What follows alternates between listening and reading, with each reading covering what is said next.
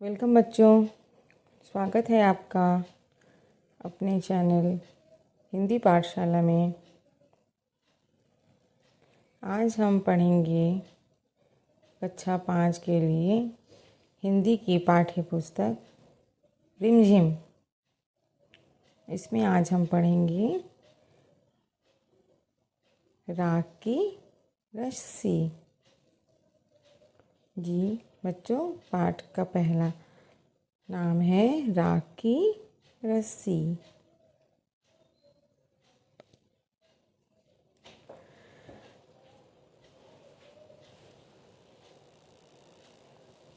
जी बच्चों, पाठ का नाम है राख की रस्सी। तो आइए पढ़ते हैं।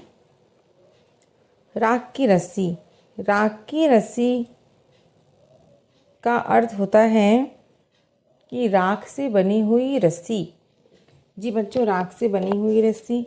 तो हम किसी राख की रस्सी कैसे बना सकते हैं, ये हमें पाठ को पढ़ने के बाद ही पता चलेगा। बच्चों, मैं आपको इसमें शब्दार्थ भी बताते चली जाऊंगी और मैंने इसमें हार्ड वर्ड अंडरलाइन कर दिए हैं और इसकी भी मैं मतलब बताते हुए चली जाऊंगी, इसके शब्दार्थ बताते हुए चली जाऊंगी।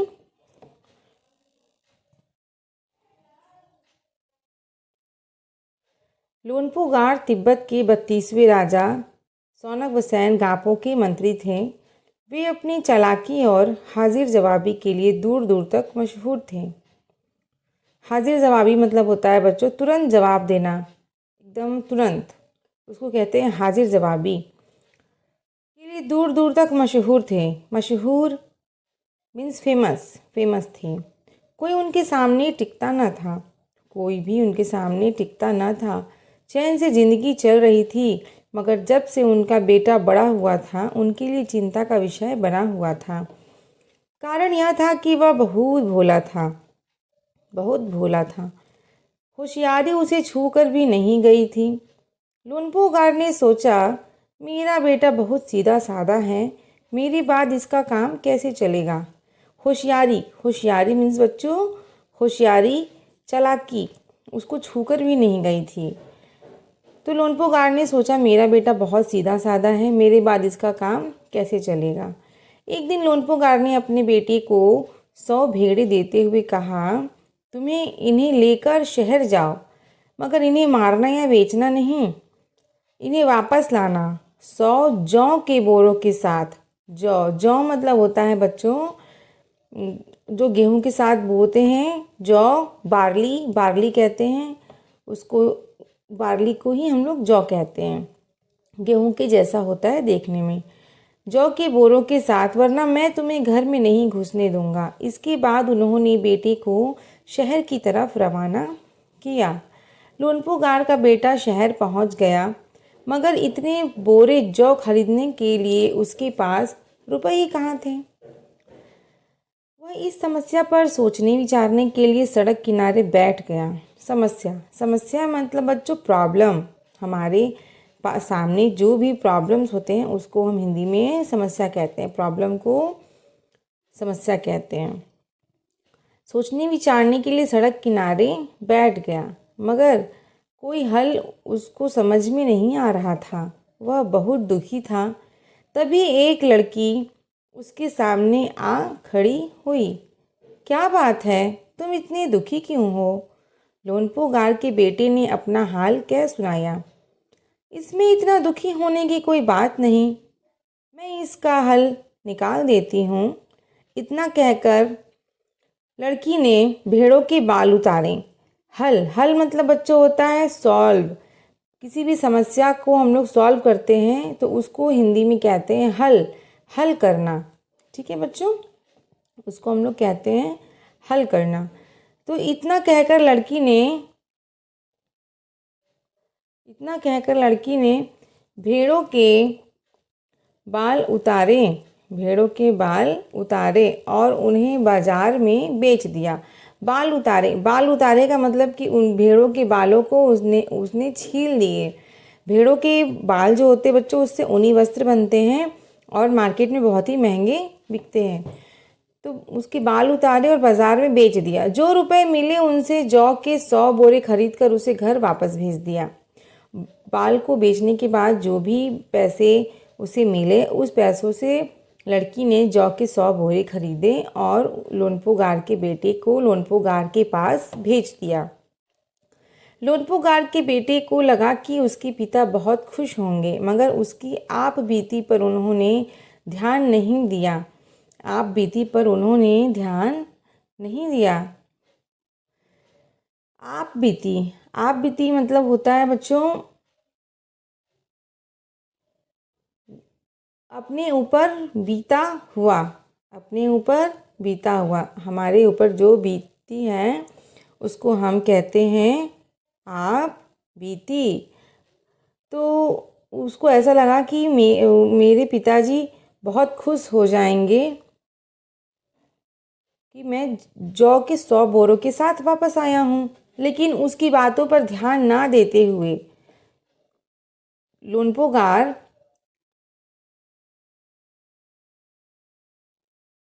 चले गए, उससे गुस्सा होकर चले गए। और फिर दूसरे दिन बुलाकर कहा, पिछली बार भेड़ों के बाल उतार कर बेचना मुझे ज़रा भी पसंद नहीं आया। अब तुम दोबारा उन्हीं भेड़ों को लेकर जाओ, उनके साथ जौ के 100 बोरे लेकर ही लौटना। अब तो और भी समस्या खड़ी कर दी उन्होंने।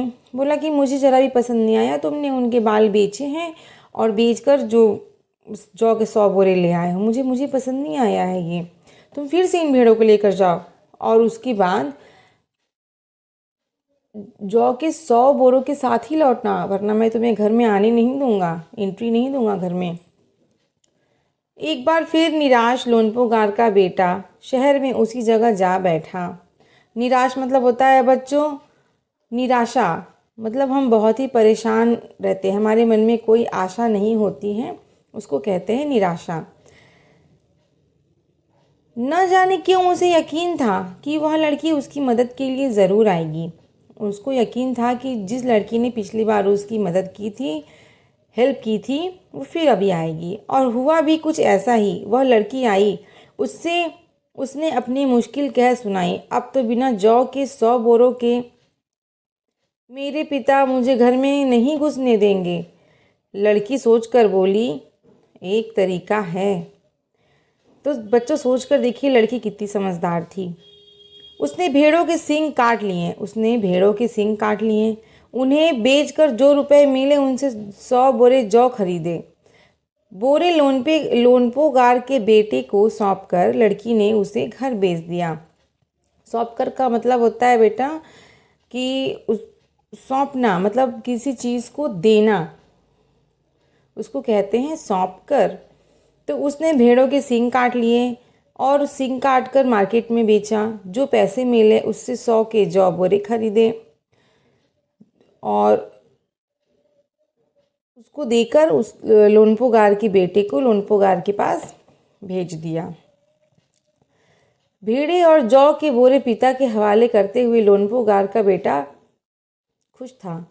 उसने विजयी भाव से सारी कहानी कह सुनाई। विजयी भाव का मतलब होता है किसी चीज़ में जीत जाना, विजय हो जाना, विनर। तो उसने विजयी भाव से अपनी सारी कहानी कह सुनाई।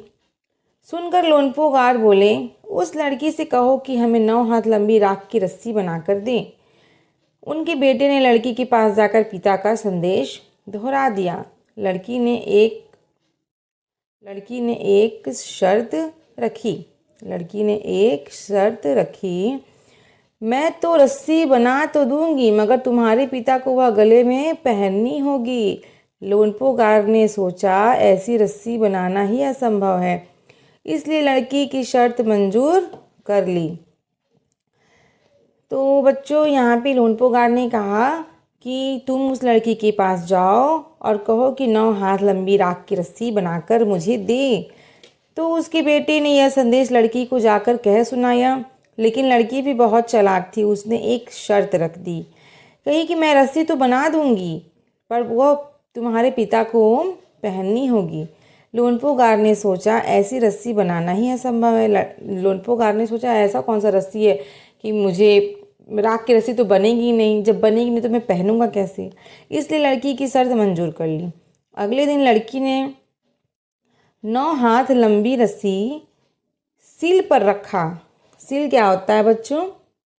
सिल होता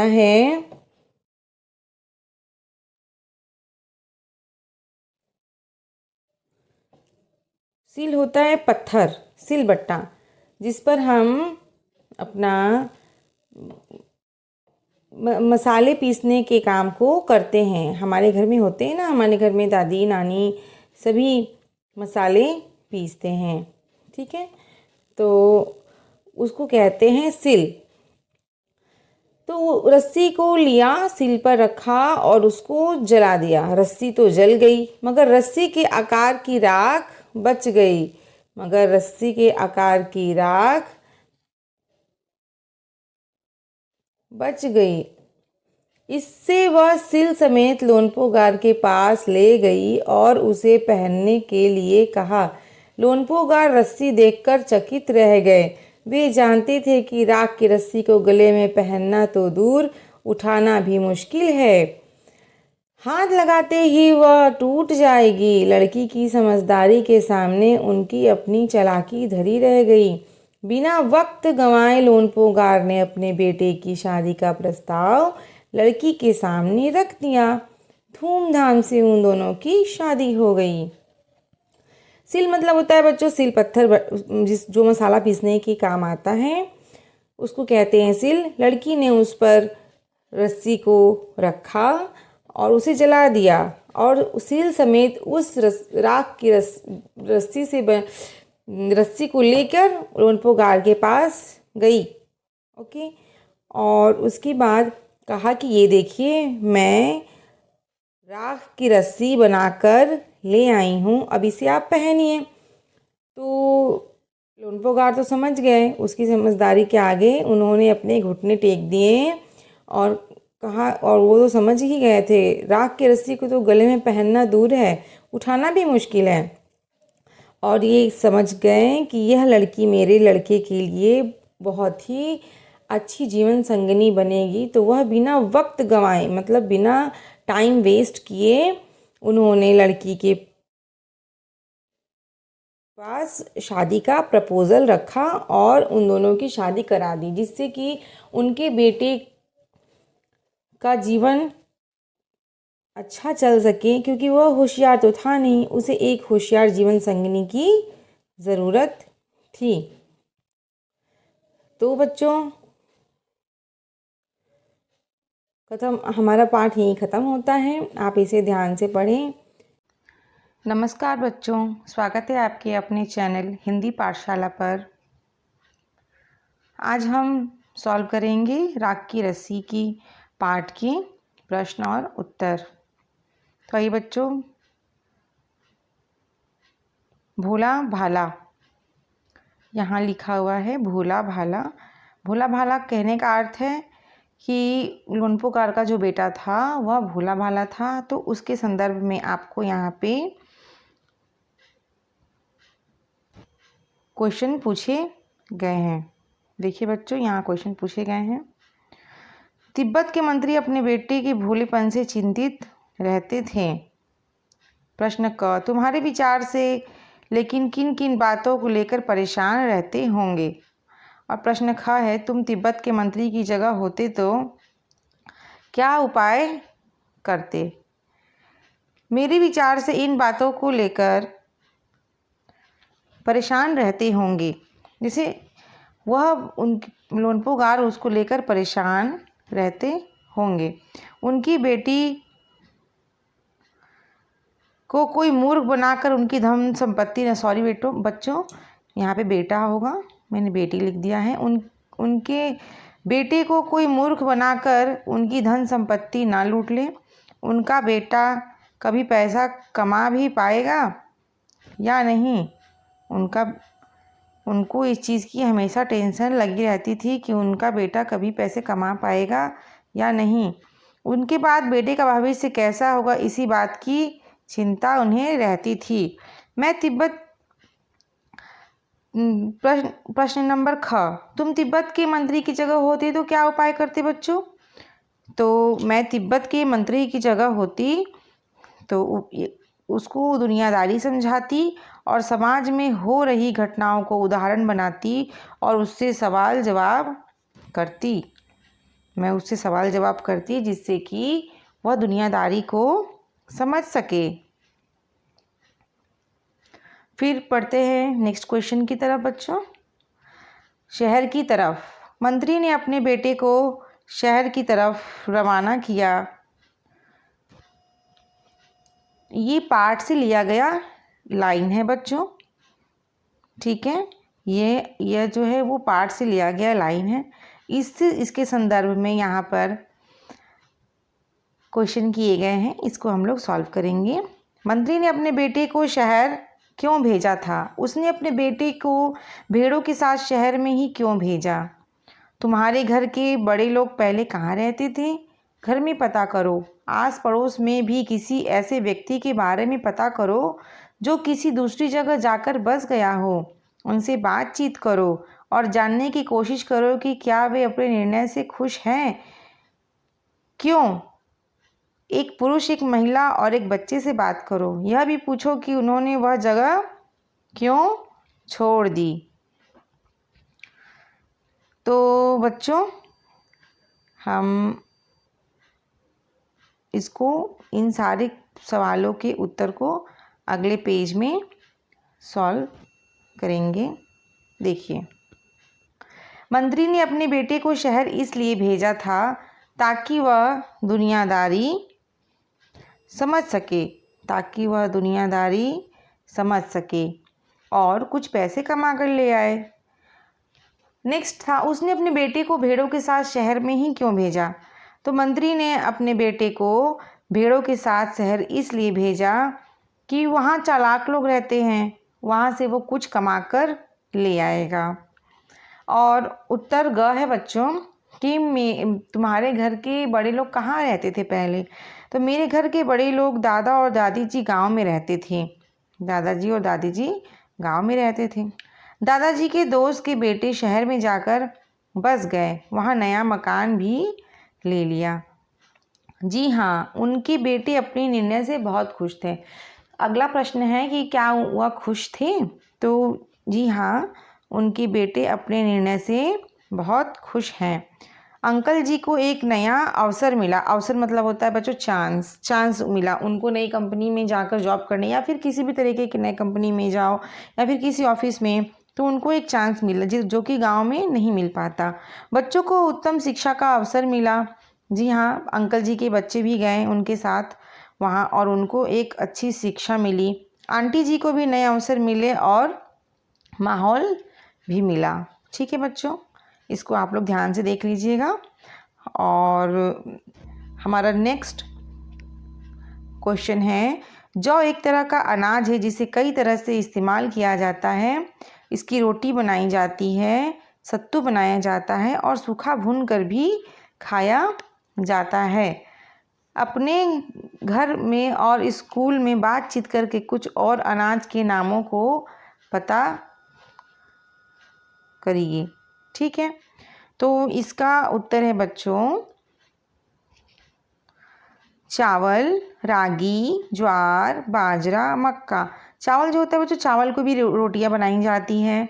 रागी बच्चों छोटे छोटे ब्राउन कलर के होते हैं, दानेदार, उनको पीस कर उनकी भी रोटियां बनाई जाती हैं। ज्वार की रोटियां बनती हैं। सर्दियों में देखते हैं आप बाजरा, हमारी दादी नानी बाजरा को पीस कर आटा बनाकर उसकी रोटियां बनाया करती थी। मक्का मीन्स कॉर्न, भुट्टे की रोटी बनाई जाती है। भुट्टे को पीसते हैं, उसका आटा बनाते हैं और उसके बाद हम उसका आटा बनाकर उसकी रोटियां बनाते हैं। ठीक है बच्चों, आगे बढ़ते हैं। गेहूं और जौ अनाज होते हैं। गेहूं और जौ अनाज होते हैं। ये तीनों शब्द संज्ञा हैं। अलग अलग किस्म के अनाजों के नाम हैं, इसलिए ये दोनों व्यक्तिवाचक संज्ञा हैं। और पाठ्य पुस्तक जातिवाचक संज्ञा है। तो नीचे दी गई संज्ञाओं का वर्गीकरण करते हुए दो प्रकार की संज्ञाओं में करो, जैसे कि व्यक्तिवाचक संज्ञा और जातिवाचक संज्ञा। तो बच्चों इसको हम लोग सॉल्व करेंगे अगले पेज में। देखिए बच्चों, ये है संज्ञा। संज्ञा है बच्चों, संज्ञा मीन्स नाउन। सभी नाम वाले शब्दों को हम लोग संज्ञा कहते हैं। सभी नाम जिसके नाम होते हैं बच्चों, वो सारे शब्द संज्ञा होते हैं।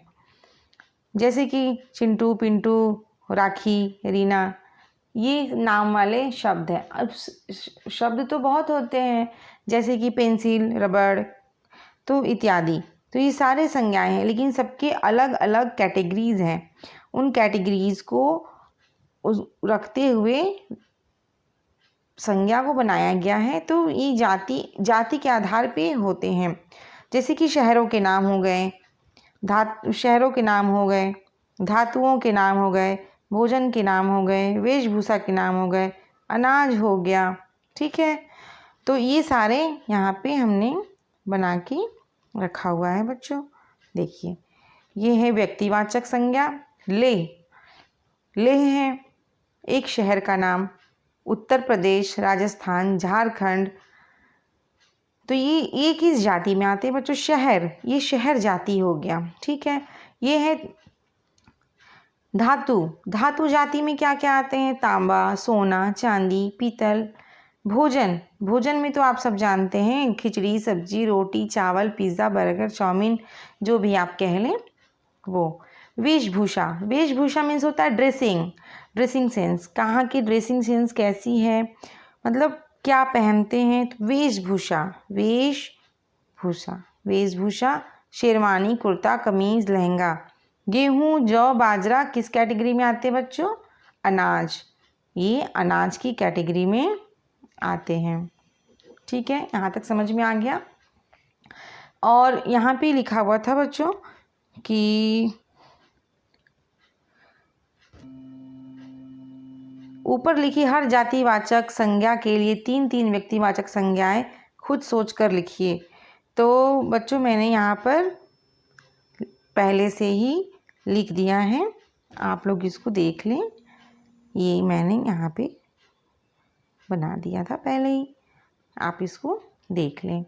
तो मैंने 3 शब्द व्यक्तिवाचक संज्ञाओं को सोच कर यहाँ पर लिख दिया था जाति के अनुसार। ठीक है, जाति के अनुसार शहर उत्तर प्रदेश, राजस्थान, झारखंड। धातु में सोना, चांदी, पीतल। भोजन में सब्जी, रोटी, चावल। वेशभूषा में कुर्ता, कमीज, लहंगा। ठीक है, तो बढ़ते हैं अगले प्रश्न की तरफ। मंत्री ने बेटे से कहा, पिछली बार भेड़ों के बाल उतार कर बेचना मुझे बिल्कुल भी पसंद नहीं आया था। तो क्या सच में उन्हें पसंद नहीं आया था? ये है आपका क्वेश्चन। क्या मंत्री को सचमुच यह बात पसंद नहीं आई थी? अपने उत्तर का कारण भी बताइए। तो इसको हम करेंगे बच्चों अगले पेज में। मंत्री जी को यह बात तो पसंद नहीं आई थी कि वह मतलब भेड़ों के बाल उतार कर ले आया था, लेकिन वह मन ही मन बहुत खुश थे कि उनका बेटा कुछ तो कमा कर ले आया, कुछ तो हासिल किया उसने, भले ही किसी की मदद से किया। लेकिन फिर से उसको वहाँ भेजने के लिए प्रेरित किया कि तुम फिर से जाओ और फिर से कुछ कमा कर ले आओ, क्योंकि उस समय की बुद्धिमानी उसकी नहीं थी, उस लड़की की थी, इसलिए। और नेक्स्ट क्वेश्चन है बच्चों कि जिन्होंने यह चीज़ें खरीदी होंगी, यानी कि भेड़ों के सींग, भेड़ों के बाल खरीदी होंगी, तो उन्होंने इन चीज़ों का क्या किया होगा? तो बच्चों उन्होंने इन चीज़ों का ये किया होगा। जिन्होंने भेड़ों के बाल खरीदे होंगे उससे उन्होंने ऊनी कपड़े बनाए होंगे और भेड़ों के सींग से सजावटी सामान बनाए होंगे। ठीक है बच्चों, यहाँ तक क्लियर है। आगे बढ़ते हैं। बात को कहने के तरीके, जैसे कि यहाँ पर बताया गया है, चैन से जिंदगी चल रही थी, इसको हम लोग किस हिसाब से बोल सकते हैं, मतलब और किस तरीके से कह सकते हैं। नीचे कहानी से कुछ वाक्य दिए गए हैं, इन बातों को तुम और किस तरह से कह सकती हो, किस तरीके से कह सकती हो। चैन से ज़िंदगी चल रही थी, चैन से ज़िंदगी चलने का मतलब आराम से ज़िंदगी चलना। होशियारी उसे छूकर भी नहीं गई थी, मतलब बिल्कुल भी बुद्धिमानी नहीं होना, बिल्कुल भी बुद्धि नहीं होना, एक रत्ती भी। मैं इसका हल निकाल देती हूँ, मैं समस्या का समाधान कर देती हूँ। उनकी अपनी चालाकी धरी रह गई, उनकी बुद्धिमानी काम नहीं आई। ठीक है बच्चों, मैंने इसके आंसर यहाँ कर दिए हैं, आप इसको ध्यान से देख लीजिए।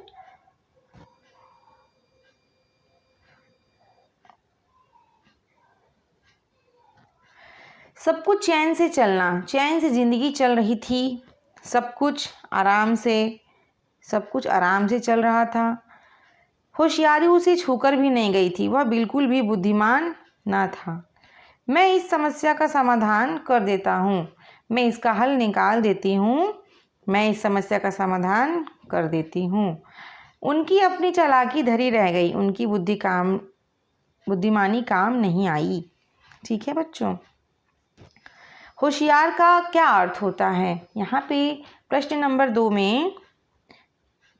2 में यह पूछा गया है कि होशियारी का अर्थ क्या होता है, होशियारी का अर्थ क्या होता है, चालाकी में क्या फ़र्क होता है। भोला और बुद्धू के बारे में भी सोचो और अपनी कक्षा में चर्चा करो। तो आइए बच्चों, हम चर्चा करते हैं। होशियारी और चालाकी का अर्थ होता है अपनी बुद्धिमानी का इस्तेमाल अच्छे काम के लिए करना, और चालाक का अर्थ होता है अपनी स्वार्थ के लिए कार्य करना। ठीक है बच्चों, जो होशियारी होती है वो अच्छे सेंस में लेते हैं, पॉजिटिव सेंस में लेते हैं, और जो चालाकी जो शब्द है, वर्ड है, उसको हम लेते हैं निगेटिव सेंस में, कि मतलब चालाक है, बहुत चालाक है, मीन्स अपने स्वार्थ के लिए काम करता है। ठीक है बच्चों, और नेक्स्ट भी ये भी पूछा गया है कि भोले का अर्थ क्या है और बुद्धू का अर्थ क्या है। तो भोले का अर्थ होता है सीधा साधा होना। ठीक है, मतलब कुछ जानते हुए भी मतलब भोला है, उसे बुद्धि है लेकिन वह भोला है, सीधा साधा होना। ठीक है, सीधा साधा होना। और बुद्धू का अर्थ होता है कि बिल्कुल भी बुद्धि नहीं होना, बिल्कुल भी बुद्धि नहीं होना। ठीक है, और ख नंबर प्रश्न है बच्चों, लड़की को तुम समझदार कहोगी या बुद्धिमान कहोगी, तो क्यों कहोगी? कहोगी तो क्यों कहोगी? तो इसका भी कारण हम आपको बताते हैं कि लड़की तो समझदार भी थी और बुद्धिमान भी थी, क्योंकि उसने अपनी समझदारी के साथ साथ अपनी बुद्धि का इस्तेमाल किया और लोनपोगार के बेटे की मदद की। उसने लोनपोगार के बेटे की मदद की। तो बच्चों, हमारा पाठ समाप्त होता है यहाँ पर। आप सारे क्वेश्चन आंसर्स को अपने नोटबुक में कर लें और इसे अच्छे से याद करें, प्रिपरेशन करें, मात्राओं के साथ अपने सारे प्रश्न और उत्तर को सही लिखें, सही याद करें, और फिर से आए हमारे चैनल हिंदी पाठशाला में। नमस्कार बच्चों, thank you, thanks for watching my video.